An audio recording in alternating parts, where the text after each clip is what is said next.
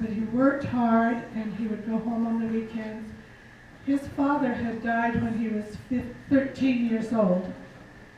And so his father had been a man that would do the shingles on the roof where you'd take grass and tie them together with thatch. And he would do that for a living. And they weren't very rich, and they had just a small place to live. And so when he was hired out, and he'd come home on the weekend and wash his clothes and get all ready to go back, but made very, very little money. Well, he wanted to come to America really bad, and he promised his mother that he would stay with her until she passed away. Well, she passed away in 1861. And so he came to America, and I thought he had come by himself. But he came with his older sister, Gertrude. Wasn't it Gertrude? Yeah. Gertrude and her husband. And it, like Donald said, it took them 6 months to go from April the 6th, 1862, until they got to Fillmore in 6 months to the very day. Well, he stayed in Fillmore, and they built a dugout for him to live in that first year. And then the next year, he went back across the plains to pay for his way to America. Perpetual immigration, yeah. Yes. But I wanted to tell about as he came across the came across the ocean. When he got to America, he landed in New York Harbor. And what did he see? That he had this small little ship that he was on. And here was this great, big, huge ship that was 4 times the size of what he was on. Found out that had the transcontinental cable to go across the Atlantic Ocean from America to Europe. But this was the year of, in 1862, the Revolutionary War, the Civil War was going on. I know I've been off all time on this.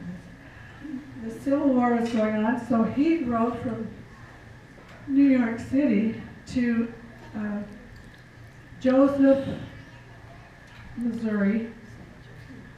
Yeah, St. Joseph, Missouri.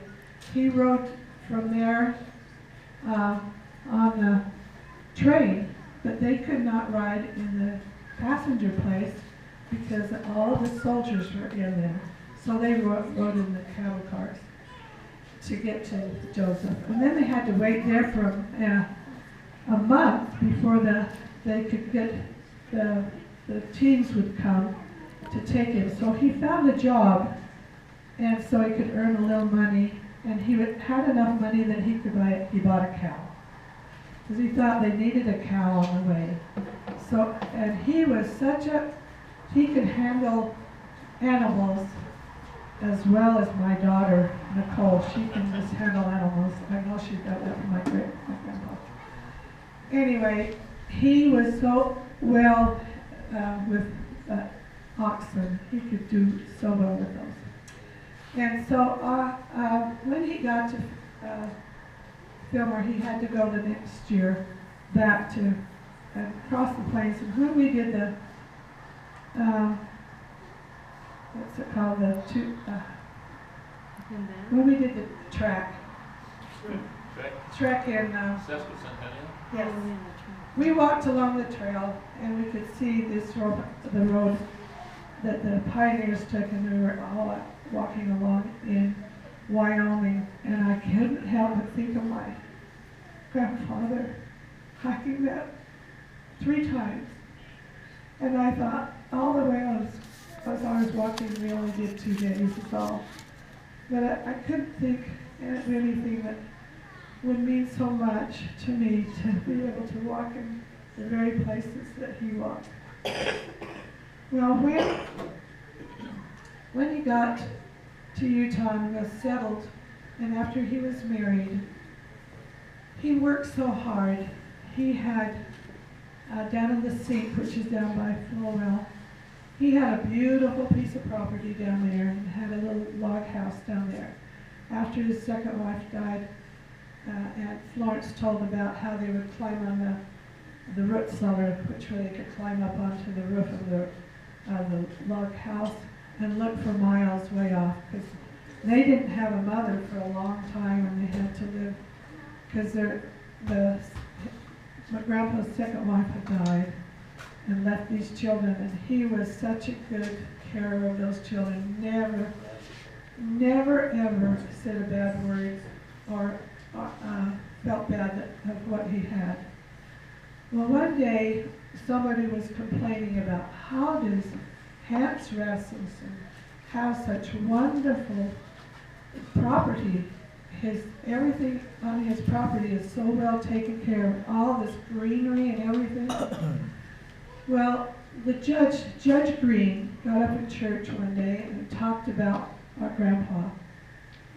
And he said at that time, he says, you think Hans Rasmussen has it all well and fine, but this man works from sun up to sundown, and he was such a hard worker. He talked about how important it is to work. Well, I know my father was able to have that same feeling, and my father had a big plaque above the dining room table, and it said, be thankful you're well enough to work. If you don't learn to work, you're missing out on a lot of things. And I'm getting so it's hard for me to work like I used to. But I think the key to everything in this life is working hard and to enjoy it. I have seen my father, when we'd have dinner at noon, and after he had dinner, he would come around the table. Behind the table was a big oval table, and 3 of us would sit on a bench on the back, right against the wall, and the rest would sit in the chairs in the front. But as he would get up from the dinner to go back to work, he'd come around the table and tickle each one of us under the neck, and under the chin. And we loved that so much. We would just sit and laugh because he was so gentle with us.